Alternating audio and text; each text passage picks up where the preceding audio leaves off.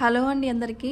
Please అండి first time నా channel చూసినట్లయితే నా ఛానల్ని సబ్స్క్రైబ్ చేసి లైక్ చేసి షేర్ చేయండి, సపోర్ట్ చేయండి ఫ్రెండ్స్. నేనైతే పప్పుల దోశ పోసుకుంటున్నాను. నేను ఎలా చేస్తాను మీకు ఒకసారి చూపిస్తాను. ఒక గ్లాస్ తీసుకోవాలి, మెజర్మెంట్ గ్లాస్తో పెసరపప్పు, పచ్చెనపప్పు, మినప్పప్పు, కందిపప్పు, ఒక గ్లాస్ బియ్యం అన్నీ కూడా సమానంగా తీసుకొని నేను నీట్గా అయితే కడుక్కొని నానబెట్టుకున్నాను అనమాట. ఒక నైట్ అంతా. మా పిల్లలు ఎక్కువగా దోశ తింటుంటారు, అంటే ఎక్కువగా వాళ్ళకి అవే ఇష్టం. ఎప్పుడు దోశలే చూపిస్తుంటావే అని అనుకుంటారేమో.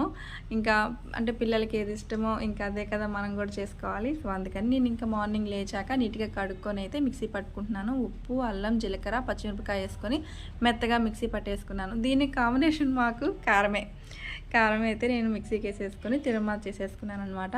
మా పిల్లలకి కూడా పోసిచ్చేసాను. ఇంకా ఆ తర్వాత నేను కూడా తినేసానండి. చాలా బాగుంటుంది. మీకు పిండి ఏమీ లేనప్పుడు నైట్ పూట ఇలా అన్నీ నానబెట్టుకొని మీరు దోశ పోసుకోండి, బాగుంటుంది. ప్లీజ్